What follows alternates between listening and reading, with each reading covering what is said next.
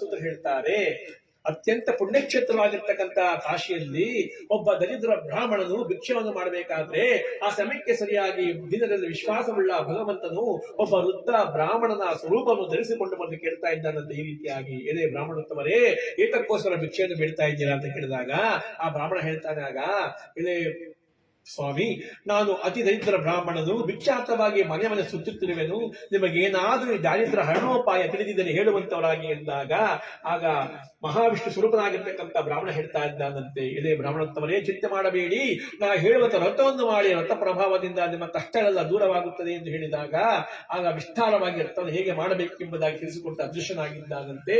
ಅನಂತರ ಈ ಬ್ರಾಹ್ಮಣನು ಆ ವ್ರತವನ್ನು ಮಾಡಲೇಬೇಕೆಂಬುದಾಗಿ ಸಂಕಲ್ಪ ಮಾಡಿಕೊಂಡು ಆ ರಾತ್ರಿ ಇದ್ರೆಂದು ಕೂಡ ಮಾಡದೆ ಮಾನಸಿಕ ಬೆಳಿಗ್ಗೆ ಹಿಂದೆ ಭಿಕ್ಷೆಗೆ ಹೋಗಿದ್ದಾನಂತೆ. ಆ ದಿವಸ ವಿಶೇಷವಾದ ದವಸ ಧಾನ್ಯವನ್ನು ಹೊಂದಿದ್ದಾನಂತೆ. ಬಂದಿರತಕ್ಕಂತಹ ದವಸ ಧಾನ್ಯದಿಂದ ಶಿಷ್ಟಾಸರವಾಗಿ ವ್ರತವನ್ನು ಮಾಡಿದ್ದಾನಂತೆ. 1, 2, 3, 4 ತಿಂಗಳು ತಪ್ಪದೆ ವ್ರತವನ್ನು ಮಾಡಿದ್ದಾನೆ.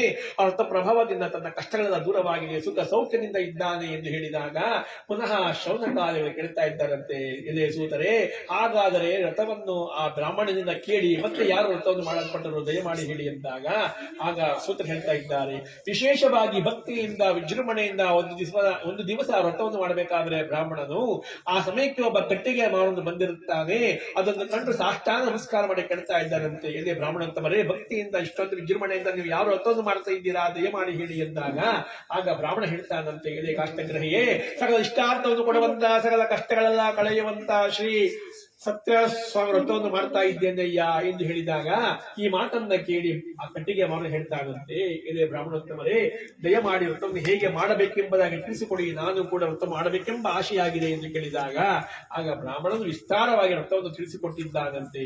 ಅನಂತರ ಈ ಕಟ್ಟಿಗೆ ಮಾರವನ್ನು ತೀರ್ಥ ಪ್ರಸಾದ ಭಕ್ತಿಯಿಂದ ಸ್ವೀಕರಿಸಿ ಅತಿಯಾದ ಭಾರವನ್ನು ತಲೆಬಿಟ್ಟುಕೊಂಡು ಸೌದೆಯನ್ನ ಇಟ್ಟುಕೊಂಡು ವ್ಯಾಪಾರಕ್ಕೋಸ್ಕರ ಹೊರಟು ಹೋಗಿದ್ದಾನಂತೆ. ಈ ರೀತಿಯಾಗಿ ಹರಿಯ ಸ್ಮರಣೆ ಮಾಡುತ್ತಾ ಪರಮಾತ್ಮನೇ, ಭಾರವೇ ಭಾರವೇ ಭಾರವೇ ಭಾರವೇ ಭಾರವೇ ಭಾರತಿ ರಮಣ ನಿನಗೇನ, ಭಾರವೇ ಭಾರತಿ ರಮಣ ಲಂಕನಾಥನ ಬಿಂಕವ ಮುರಿದು ಅಕಳಂಕ ಚರಿತನ ಕಿಂಕರ ನೆನೆಸಿದೆ, ಪಂಕಜಾಕ್ಷಿಗೆ ಅಂಕಿತ ಉಂಗುರವಿತ್ತು, ಪಂಕಜಾಕ್ಷಿಗೆ ಅಂಕಿತ ಉಂಗುರವಿತ್ತು, ಶಂಕೆಯಿಲ್ಲದೆ ನೀ ಲಂಕೆಯ ದಹಿಸಿದೆ, ಶಂಕೆಯಿಲ್ಲದೆ ನೀ ಲಂಕೆಯ ದಹಿಸಿದೆ, ಭಾರವೇ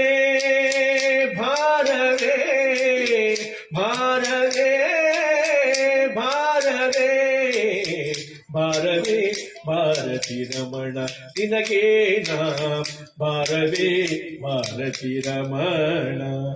ಈ ರೀತಿಯಾಗಿ ಹರಿಸ್ಮರಣೆ ಮಾಡುತ್ತಾ ಹೊರಟಿದ್ದಾನಂತೆ. ಕಟ್ಟಿಗೆ ಮಾರುವನು ಆ ದಿವಸ ಇದ್ದ ಬಂದ ಕಟ್ಟಿಗೆಲ್ಲ ಮಾರಾಟವಾಗಿದ್ದಂತೆ. ಬಂದಿದ್ದಂತ ಧನದಿಂದ ತಾನು ಕೂಡ ತನ್ನ ಶಕ್ತಾನುಸಾರವಾಗಿ 1, 2, 3, 4 ತಿಂಗಳು ತಪ್ಪದೆ ವ್ರತವನ್ನು ಮಾಡುವಂತನಾಗಿರುತ್ತಾನಂತೆ. ವ್ರತ ಪ್ರಭಾವದಿಂದ ತನ್ನ ಕಷ್ಟಗಳೆಲ್ಲ ದೂರವಾಗಿ ಸುಖ ಸೌಖ್ಯದಿಂದ ಇದ್ದು ತನಗೆ ಬೇಕಾದ ಸೌಖ್ಯವೆಲ್ಲ ಭೂಲೋಕದಲ್ಲಿ ಅನುಭವಿಸಿ ಪುತ್ರ ಪೌತ್ರರಿಂದ ಒಳಗೂಡಿ ಹಂತಕಾಲದಲ್ಲಿ ವೈಕುಂಠವನ್ನು ಹೊಂದಿದ್ದಾನೆಂದು ಶೌನಕಾದಿಗಳಿಗೆ ಯಾರು ಹೇಳಿದ್ರು? ಸೂತ ಪುರಾಣಿಕರು ಹೇಳಿದ್ರು ಎಂಬಲ್ಲಿಗೆ ಸ್ಕಾಂದಾವರದ ರೇವಾಖಾನದಲ್ಲಿರ್ತಕ್ಕಂಥ 2 ಅಧ್ಯಾಯಗಳು ಸಂಪೂರ್ಣವಾಗಿದೆ. ಲಕ್ಷ್ಮೀನಾರಾಯಣ ಪಾದರವಿಂದ ಗೋವಿಂದ ಗೋವಿಂದ.